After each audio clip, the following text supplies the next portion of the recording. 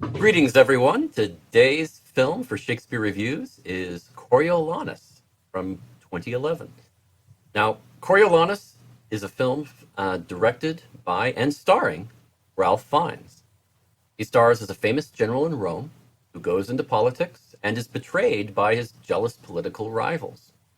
He's banished and decides to go off to Rome's enemies in order to return with an army to exact his revenge. It is one of Shakespeare's, lesser known plays, and one of the last few that he wrote. I think there were about 6 written afterwards, depending on who you believe, scholarly anyway. It also stars Gerard Butler, Vanessa Redgrave, and Brian Cox and Jessica Chastain. So, what did you think, Will? Come on, tell us. Talk. I'm dying to find out. First of all, I have to correct you. It's Ralph Fiennes. Oh, gosh. Really? Yeah. Ralph Fiennes. Okay, Ralph. Yeah. Ralph Fiennes. I mean, come on. There's a fantastic SNL bit where Linda Richman, for Coffee Talk, corrects him on the pronunciation of his name. She goes, "It's not Rafe, it's Ralph." But no, it's Ralph.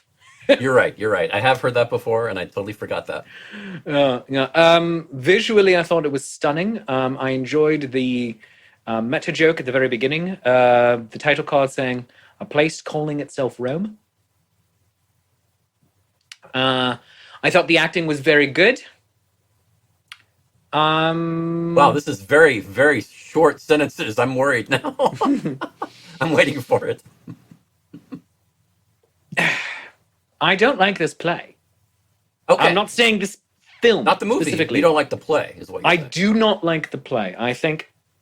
Let's start there. What do you not like about the play? This is interesting. Yeah. So. I mean, Will Shakespeare doesn't like one of his own plays. Let's just delve into it. I don't. Wrote this one for the money.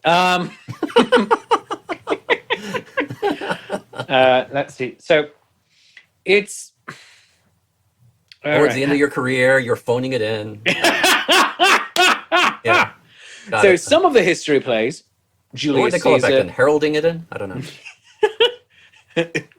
No, I was literally calling it. I was like, "All right, so this is what we're gonna do." Thanks, Shakespeare. All right, so some of the history plays, Julius Caesar, for instance, or Antony and Cleopatra, as the direct sequel to Julius Caesar, play them as great tragedies. This one play acts it being a great tragedy. It is.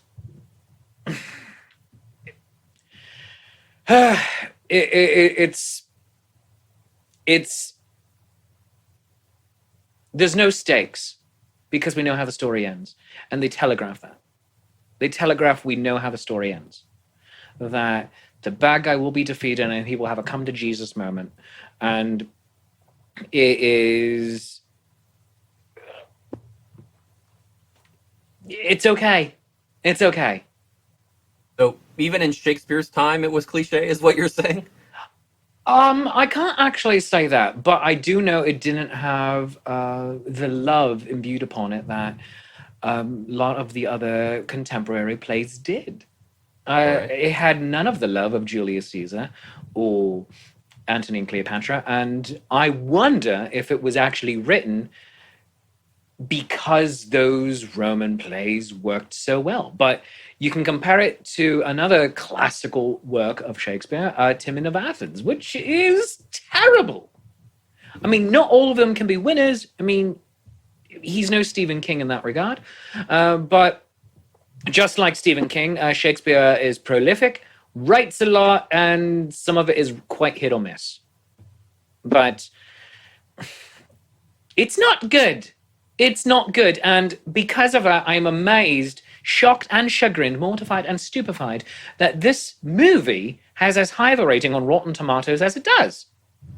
What is it? 92% freshness rate or something like that? Yes. Yeah. It's just like, wait, what? It's not good. It's not good. The acting is fine. It's visually nice. But it's not good. It's not good. It has some good lines. But it's not good. But it's essentially because of the source material. Is Yes, why it's it's not entirely because of the source material. okay. I saw a reading of this not too long ago from a beautifully professional and terrific acting company with great actors, and people were brilliantly cast. And it wasn't good because of the source material, because of the writing. I'm not going to disagree. The It's performance phoning I it saw in. was they set in World War II with World War II garb and all of that, and yeah, I mean, certainly, I didn't think it was the best Shakespeare play by far, but But I don't know. I didn't hate it though. That's no, and it's funny because you say it's like, oh, he wrote it towards the end of his career. No, not that much, because he's at the height of his powers when this comes out around 1605. yeah, and just written Macbeth and and it's in the same time frame of writing as The Tempest and Antony and Cleopatra. All of that is yeah. happening in the same time zone, same several year period. And this is just, I mean, maybe it was just he's just trying to churn out too much. But it is. Had to fill a slot. It's not great. It's not great. Okay. Okay. Well, then, what do you ascribe the? There are people that are huge fans of the play and this film. I mean, Well, they're wrong, aren't they? who are you going to believe? I got you. Okay, that's fair. Who am I going to believe? Them or my lying eyes? Okay. Okay. I grant you. And so this is a story I always want to like. I always want to, and this is the first time I've actually seen this film. Yes. And I don't hate the film at all. It's just I do not like the source material. Okay. And I want to like the play because I like the underlying story of a Roman general who thinks that he should be given more love and acclaim in the early Republic than he's given. And Rome says no. And so he says, well, all right, I'm leaving. And I'm going to raise an army against you. And I'm going to take over as a conqueror. And it's like, all right, that could be and should be a great story. And yet, it's almost always written as a footnote in history. And maybe just because it's in the pre-burn Rome. I so like the way the role that his mother played in all of this, orchestrating a lot. No, of this. That kind of added some intrigue for me. And all of this is based on the historical context. But I feel that to an extent, Shakespeare took no liberties with this one. Unlike Antony and Cleopatra, unlike Julius Caesar, unlike Macbeth, I see unlike what you're saying. Richard III, he stayed too close to the source material and made it, Interesting. instead of having artistic liberty, and it's like, oh, well, this happened. And it's just like, you know what? Crunch the time down or spread it out. Do whatever you got to do in order to create something better. Give him that internal struggle of narcissism versus patriotism. And the amazing thing is, this is the terrific story for the time we live in. You know, it's interesting because you're right. That I think the motivations are in this play are pretty weak. Now that you mention it, I get what you're saying. It doesn't have a lot of depth, and neither does the historical Coriolanus. That's the great thing. I mean, he's a narcissist who wants acclaim and accolades and triumphs, and he doesn't get enough of it. And so he is a stomping little man baby who raises war against his homeland. I mean, a place that calls itself Rome. I kind of always took it as a two-dimensional military leader who was good at what he did and thought he should be able to play with the three-dimensional people and have a career in politics, and he really was not able to do it. So he had his little tantrum, like a standard reactionary character would, and just, I'm going to get angry. Why? Because that's all I'm capable of. Doesn't work out, I'm angry. If it works out, I'm happy. Those are my two emotions. Yeah, and it's toxic masculinity at its finest. That is true. That is true. I mean, you're totally right.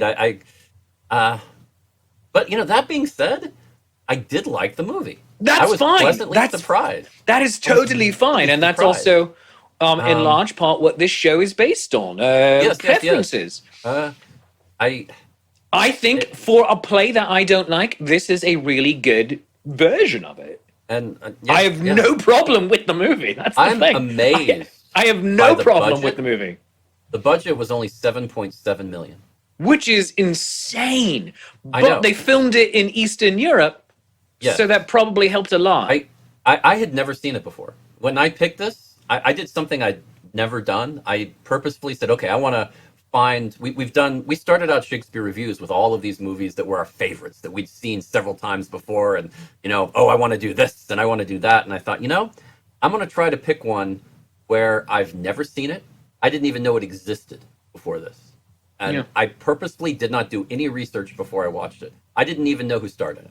Ah, good. I really went out of my way to come in totally from scratch, and That's incredibly unlike you. it really is.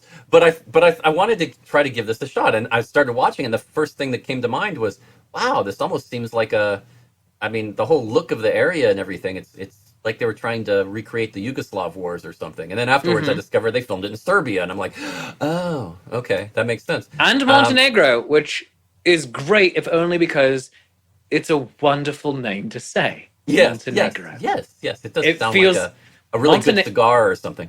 Montenegro also, well, that's a Monte Cristo. Yeah, exactly. Also a delicious sandwich.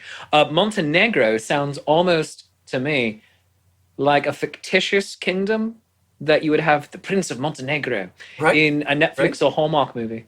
Yeah. Yeah, like a cask of Montenegro. That's Amontillado! You're just going to be saying things now. I really am. But no, I mean, I looked at it, and they did some really smart things in the film.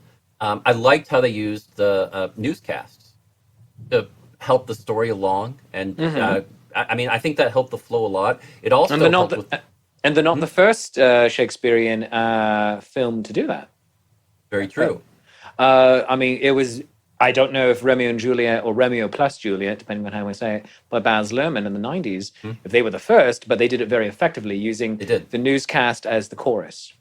But I think what they were doing here, from what I could tell, is not only did it help the story along, but it also helped their budget a ton. Yes, it Because did. they used a lot of stock footage of wars and military movements and all that. If you look at the rest of the film, there's not really that much. I mean, sure, filming in Serbia saved a lot of money, but they kept the scale down, and it looked a lot grander than it actually was by using that. And it was smart. It was very smart. They did a great job with what they had. Yes, think they how I did. would put it. It was very, very well done. And I since it love that. lost a lot of money, It really did. They Yeah. only made, I think in the end, it was around 2.5 million. It did yeah. not really get a release in the US. I mean, a few theaters, but that's it. its box office was Very just limited. a shade over $1 million. So Yeah. Well, I mean, if you go international, it all adds up to about 2.5 million. yeah, it was not profitable. It was a loss. I looked at I went a little lecture on this one. Usually I'll just kind of look at Wikipedia and it says what the box office is, but I was like, can't be right. So I went with Box Office Mojo and went by every region I could find and added it up, and the numbers have gone up since then. Oh, well, good for them. I mean, Yes, I'm glad that they got they're that extra almost- $1.5 million. Yeah, they're almost there. They're almost halfway. They're practically at a third right now of their budget. So that's really well done. Really well 10 done. years later. Well done, you. Start that streaming service. I mean, work on it. Maybe you can get up to 3 million. But Oh, dare to dream. I know. Sell it to Netflix, make the money back. But yeah, I mean, this was interesting. I mean, I thought the acting. I mean, Vanessa Redgrave. Come on. I mean, Gerard Butler. I mean, yeah. I mean, this was an example, unlike some of our earlier films we've discussed, of great casting. I really had no problems with any of the casting. Some of it, I mean, I thought clever, like James Nesbitt as the Phineas. I mean, most of you probably think of him from Waking Ned Divine, or maybe from the Hobbit series. Films. I don't think of him at all, honestly. That's unkind of me. I'm just... yeah, I mean, a good British actor and a good character actor. Very interesting to watch and very good at portraying angst and emotion, and that's what he did here. I really really liked that. And of course, Brian Cox. I mean, come on, everything from Super Troopers to The Bourne Identity. I mean, come on. I mean, that's a good range. Good Wait, actor. you felt the need. We need to unpack this. You felt the need to include Super Troopers in his filmography right there. To represent his range. Mm-hmm. Mm-hmm. Okay. Okay, All right. and Braveheart and Troy, if you prefer. See? Better That better? choices. Better choices, yeah. Okay. Super Troopers, though. Okay. He was funny in Super Troopers. You know what? I'm really starting to question this entire film enterprise with you.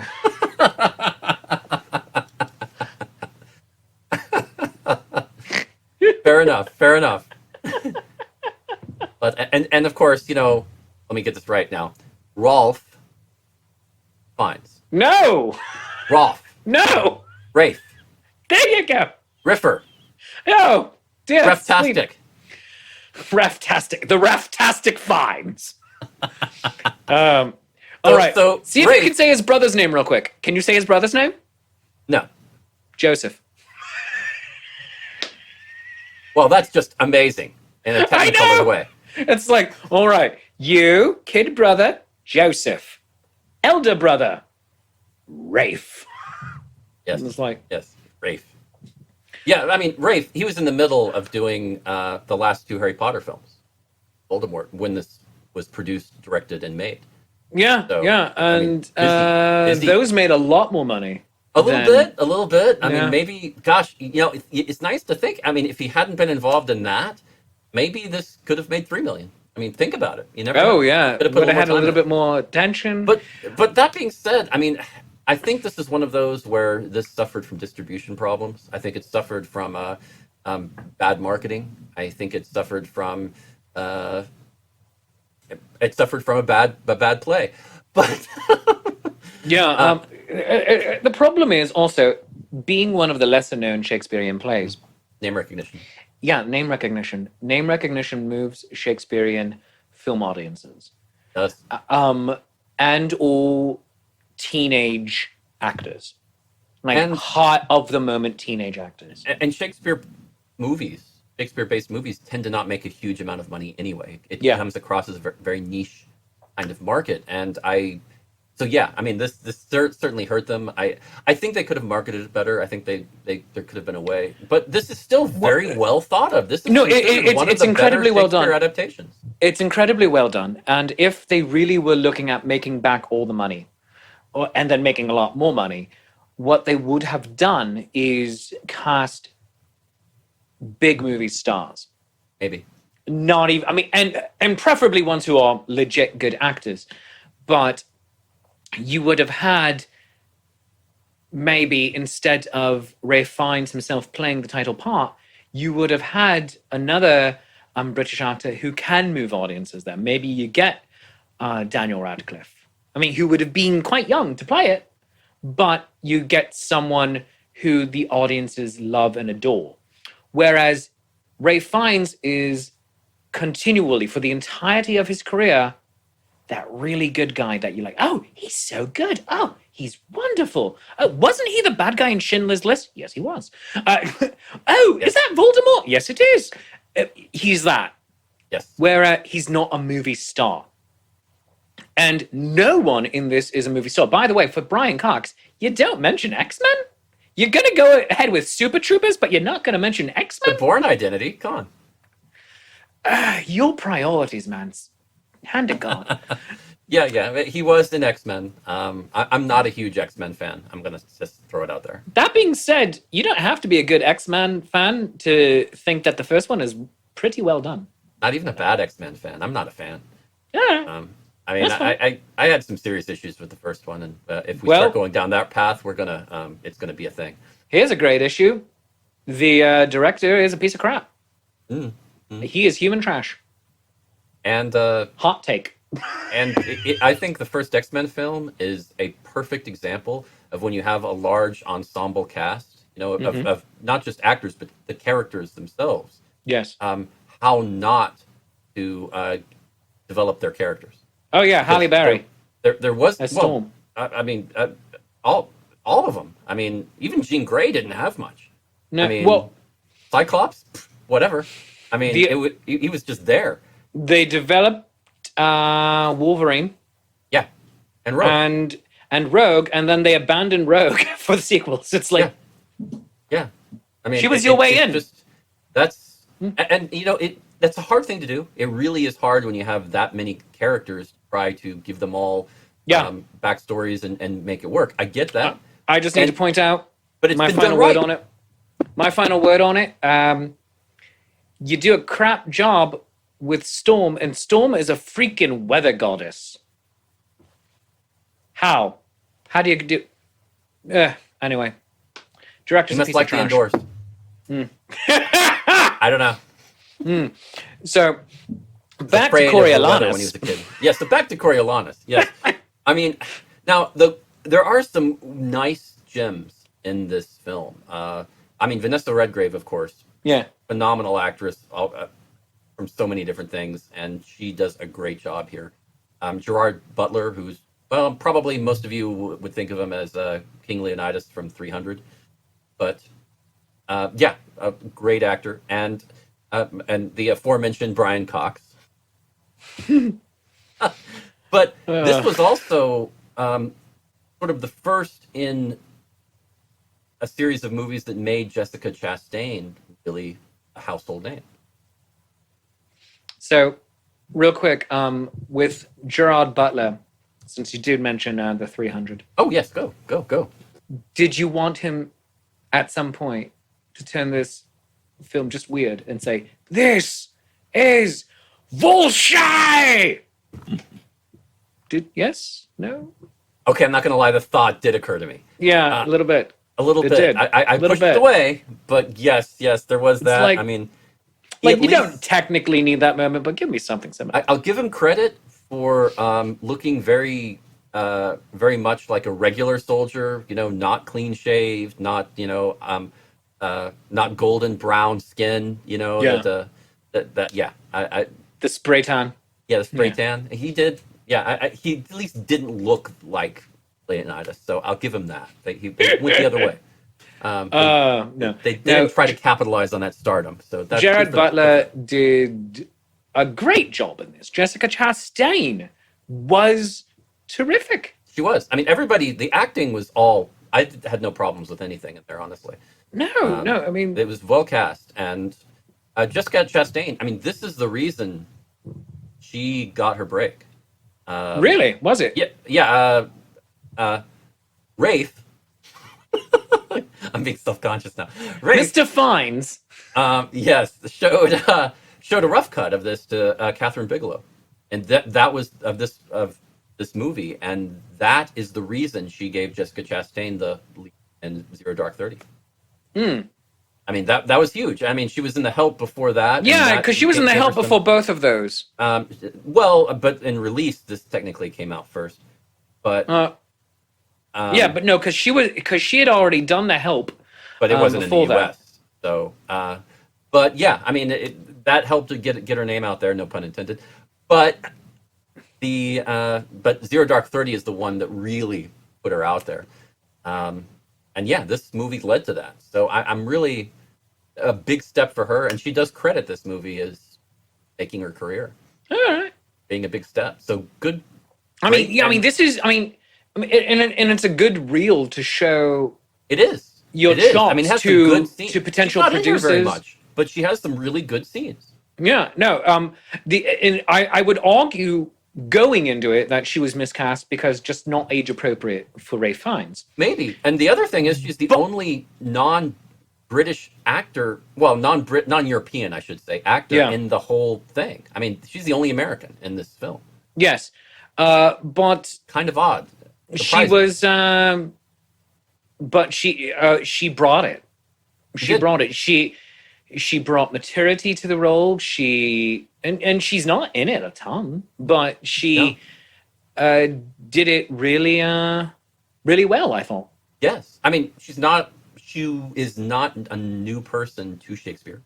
She Yeah. was starred with Philip Seymour Hoffman in New York with as Desdemona and Othello. Mhm.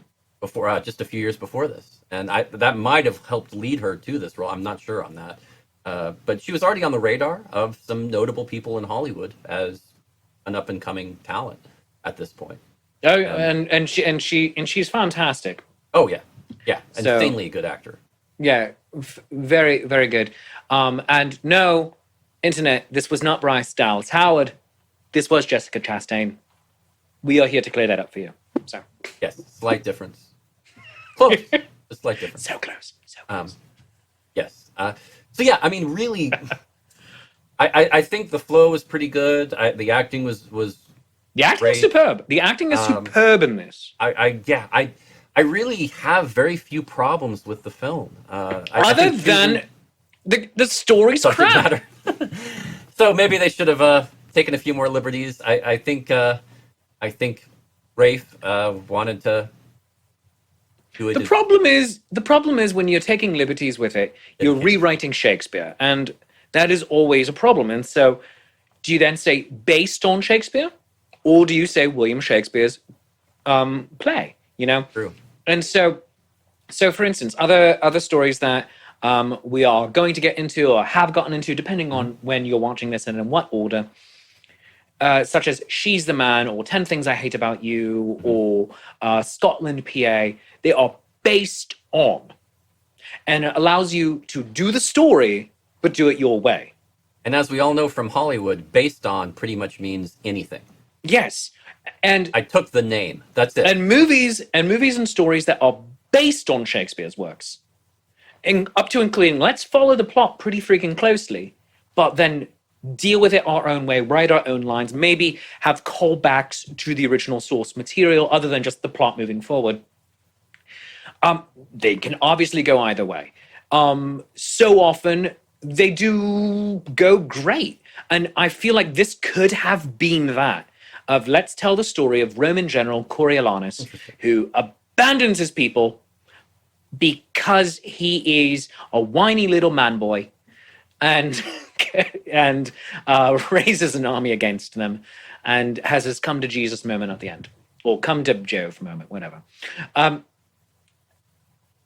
They could have done that and taken a lot of the Shakespeare out of it and let it be Shakespearean-esque. Well, let it maybe be they should Shakespearean. do that with a different film. I mean, I think them Maybe. trying to be faithful to the subject matter, I respect that, and I think they did Yeah. a good job considering. But I think you're right. I think this would be an interesting film if it was just a based on version, and they used the. Yeah, I do. They used that base. I think you're right. I would love to see that film. Because it is a beautifully shot film. It's so ably acted. Yeah. Fiennes in his directorial debut, did he direct anything else? Or is this his only one? I think this is his only one. Oh, right. So is it only one in 10 years? And maybe just simply because it made so little money, or maybe just because this was the thing he wanted to get made. Labor of love. It's came Yeah, across and as just very like- much a labor of love. He might have been entering saying, I'm going to be a one and done actor. This is it. And that's fine. I mean, director, I should say. And that's fine. But it's just, the source material is so lackluster. It's not even a terrible Shakespeare play. I mean, that would be, oh goodness, Troilus and Cressida. I mean, that's absolute crap. That is. Are we going to review that sometime? Do we have Yes, to? we are at some point. There's a film out there somewhere. We're going to burn it to the ground. I mean, it's a steaming pile of elephant manure. Oh, no. because He has directed a couple of movies since then. no, good for him. But Nothing of note. Coriolanus, its biggest problem is that it's just okay. Yes. There's nothing charming about it. There's You're nothing right, that's there's not. There's no soaring speeches. So Henry V, you could say Henry V is okay, but Henry V has so many great soaring speeches in it Yes. that it raises it up. Richard III, you could say, it's all right. It's not historically accurate. And it's like, that's fine because the characterizations are so brilliantly drawn out. Richard is such an arch Bond villain type character that is also so incredibly charming that you're like, well, of course this is a great play, and has had so many wonderful film adaptations done of it. Macbeth, Lady M is so balls to the wall, amazing and homicidal and cunning. Coriolanus is there. And that is its great sin. It's there. And no matter how great of a film adaptation you make of it, no matter how beautiful, no matter how ably directed or acted and shot and costumed, it's still there. And that is its You're great stuck sin with the in acts, my the mind. scenes, and the dialogue, I guess is what Yes. you're saying. Okay. And if they had, let's say, taken Shakespeare and also the history, because as I think I said at the beginning of this, it adheres really closely to the historical story. If they had just taken that as its jumping off point and then written their own thing, I think it would have been better. Just my opinion. Just my 2 bits. Okay. I can't refute that. I And think it's you're not totally against right on the that. film. It's the play. And as someone representing the author of the piece, I am so sorry.